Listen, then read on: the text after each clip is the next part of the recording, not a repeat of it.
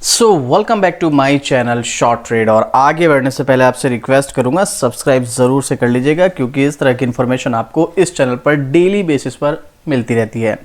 कल मैंने एक वीडियो बनाई थी अडानी पावर के ऊपर। अडानी ग्रुप में मतलब जब से हिंडनबर्ग वाली न्यूज़ आई है, आपको अगर नहीं पता हिंडनबर्ग की क्या न्यूज़ आई तो भाई हिंडनबर्ग कंपनी बंद होने वाली है।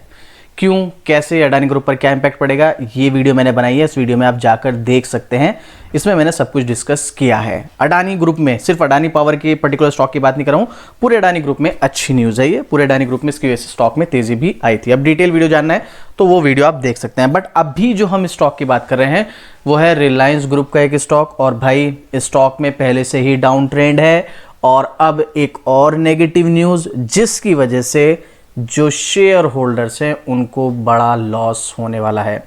डीमोटिवेट नहीं कर रहा हूं, बट अगर कोई नेगेटिव न्यूज़ आ रही है आपको अलर्ट होना ज़रूरी है। कौन से स्टॉक की बात कर रहा हूं मैं? रिलायंस ग्रुप का स्टॉक है आलोक इंडस्ट्री, जिसका प्राइस 20 रुपए के आसपास का है।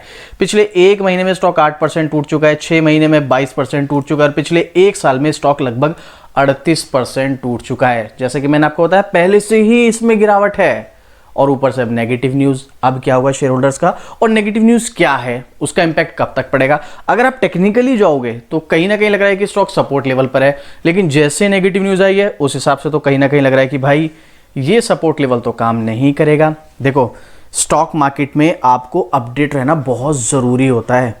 क्यों? नेगेटिव न्यूज़ आई, आपके पास स्टॉक है, लॉस। पॉजिटिव न्यूज़ आई, आपने स्टॉक सही टाइम पे बाई नहीं किया, वो पहले ही भाग गया, आपके हाथ से मौका छूट गया। इसलिए स्टॉक मार्केट में अपडेट रहना बहुत ज़रूरी होता है। अब जिन लोगों के पास ये स्टॉक है, अब आप देख लो आपको यहाँ पर क्या डिसीजन लेना है, ये आपका अपना डिसीजन होगा। मैं सिर्फ आपके साथ इंफॉर्मेशन शेयर कर रहा हूँ और मुझे क्या लगता है इस स्टॉक के बारे में, आगे क्या होने वाला है वो चीज़ें आपके साथ शेयर करूँगा। बाकी आपका अपना डिसीजन होगा। आप मुझे कमेंट करके बताना आपको क्या लगता है इस स्टॉक के बारे में। अब देखो, स्टॉक मार्केट की डेली अपडेट के लिए शॉर्ट ट्रेड को तो आप सब्सक्राइब करेंगे ही, साथ में मेरा एक और चैनल है शॉर्ट्स पेनी, यहां पर भी आपको स्टॉक मार्केट की लेटेस्ट डेली न्यूज़ अपडेट मिलती रहती है, तो आप शॉर्ट्स पेनी को भी सब्सक्राइब कर सकते हैं। चलिए अभी हम जो है स्टॉक की तरफ चलते हैं। आलोक इंडस्ट्री हमने यहाँ पर देख लिया, अब न्यूज़ देखो, उसके बाद टेक्निकल पर चलेंगे। तो न्यूज़ क्या है आप चाहे तो खुद भी गूगल कर सकते हैं, और वो है ये, अंबानी की कंपनी को 273 करोड़ का घाटा, 20 पर आया शेयर, निवेशकों की पैनी नजर। चलिए कौन से स्टॉक की बात हो रही है, नाम पढ़ लीजिएगा, आलोक इंडस्ट्री का Q3 रिजल्ट आ गया है। और देखो, जो छोटे स्टॉक्स होते हैं स्पेशली, चाहे वो किसी भी ग्रुप के हो, चाहे वो रिलायंस ग्रुप के हो, अडानी ग्रुप के हो, टाटा ग्रुप के हो, महिंद्रा ग्रुप के हो, JSW ग्रुप के हो, किसी भी कंपनी के ग्रुप के स्टॉक हो, अगर नेगेटिव न्यूज़ है तो देखो भाई स्टॉक में गिरावट आएगी, और वो गिरावट जो शेयर होल्डर्स हैं उनको फेस करनी पड़ेगी। कोई ऑप्शन ही नहीं है कि आप उससे बच जाएं। अब देखो, ये तो एक अलग बात है, वो गिरावट थोड़े दिन रहती है या ज़्यादा दिन तक रहती है। चलो देखते हैं आखिर क्या है यहाँ पर 273 करोड़ का घाटा और उसका स्टॉक पर क्या इंपैक्ट पड़ेगा, वो भी डिस्कस करते हैं। आलोक इंडस्ट्री लिमिटेड के शेयर अगले सप्ताह फोकस में रहेंगे, यानी कि ये जो आज से, ये अगले सप्ताह की बात आज की हो रही है, क्योंकि ये जो न्यूज़ है ना, ये कब की है मैं आपको दिखा दूं, ये है संडे 19 जनवरी की, यानी कि कल की न्यूज़ है। और आज उस चीज़ पर इस वीक स्टॉक पर इंपैक्ट पड़ेगा। अब टेक्निकली भी अभी हम चलकर देखेंगे क्यों रहेंगे फोकस में। यहां पर 31 दिसंबर 2024 की समाप्त तिमाही की घोषणा की है। मुकेश अंबानी समर्थित कंपनी ने Q3 फाइनेंशियल ईयर 25 के लिए 273 करोड़ रुपए का शुद्ध घाटा दर्ज किया है। देखो, एक तो होता है कि कंपनी का प्रॉफिट कम हुआ है, एक होता है कंपनी को घाटा हो गया, लॉस ही हो गया है, दोनों में फर्क है ना।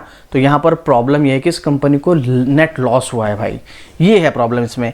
एक साल पहले इस कंपनी को 230 करोड़ का घाटा हुआ था और अब वो बढ़कर 273 हो गया। मतलब इसमें नेट लॉस जो है ना बढ़ता ही जा रहा है, घट नहीं रहा है, उल्टा बढ़ रहा है। और यहां पर शेयर होल्डर्स को अलर्ट होने की जरूरत है।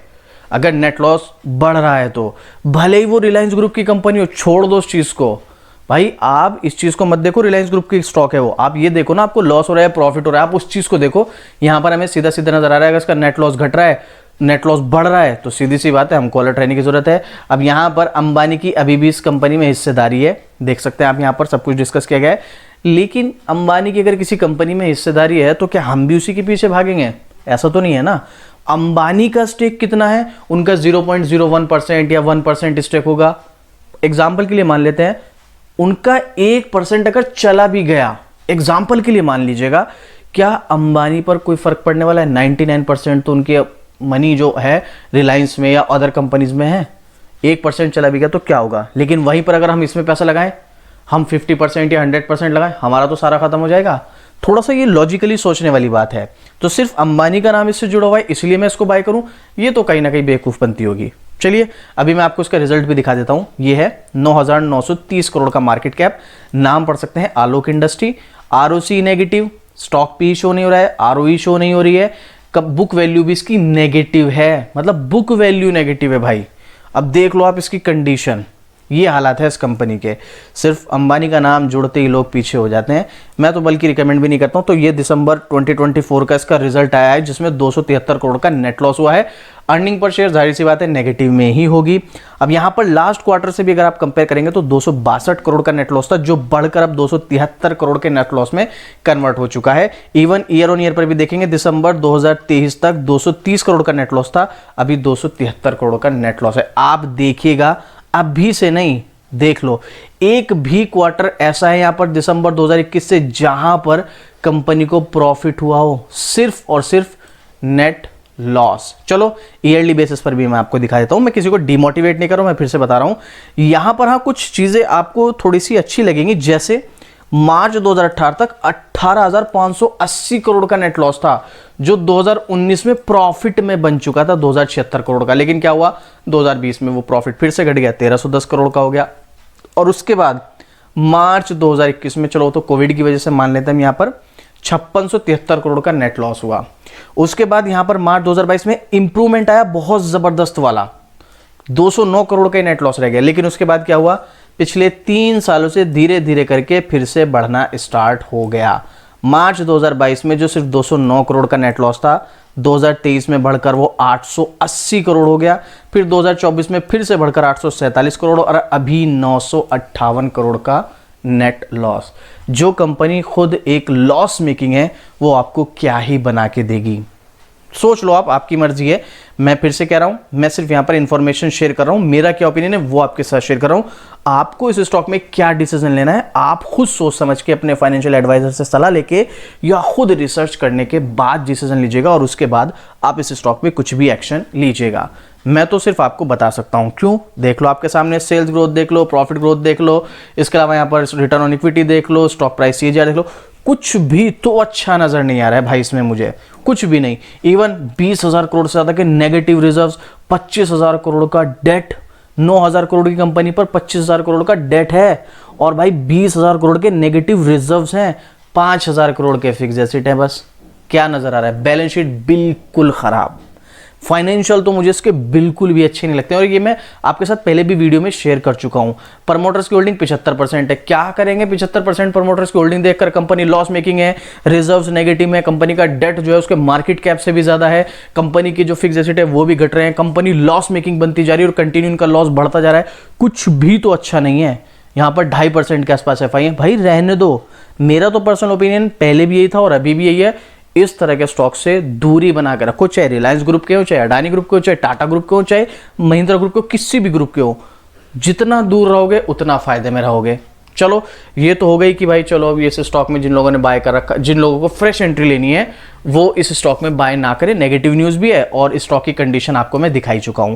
कमेंट करके बताना आप में से किन लोगों के पास ये स्टॉक है, या कौन लोग अब इससे एग्जिट होना चाहेंगे जिसका प्राइस 20 रुपए से भी कम आ रहा है।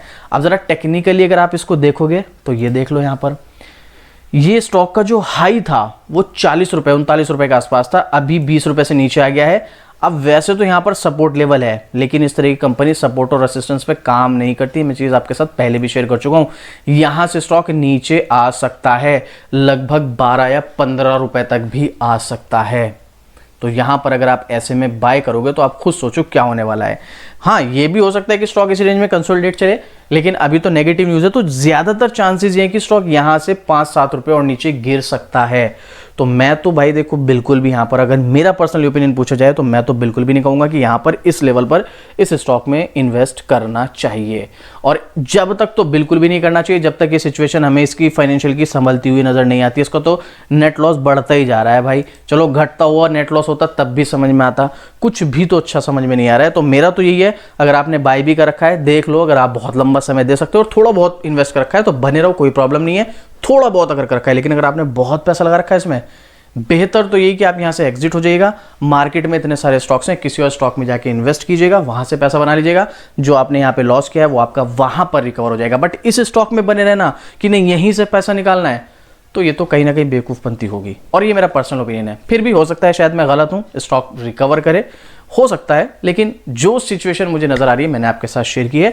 अब आप मुझे कमेंट करके बताना आपको क्या लगता है इस स्टॉक के बारे में, इसमें बने रहना चाहिए, एग्जिट हो जाना चाहिए, एंट्री लेनी चाहिए, या कोई भी अपना ओपिनियन है शेयर करके जरूर से बताइएगा, कमेंट कीजिएगा। कोई डाउट, कोई क्वेश्चन, कोई ओपिनियन तो भी कमेंट कर सकते हैं, आपके हर कमेंट का रिप्लाई करता हूं। और इस तरह की डेली अपडेट के लिए शॉर्ट ट्रेड को सब्सक्राइब जरूर से कर लेना, और डेली अपडेट के लिए शॉर्ट्स पैनी को भी सब्सक्राइब कर लेना। तो चलिए मिलते हैं फिर से इसी तरीके एक और जबरदस्त जानकारी के साथ। जय हिंद।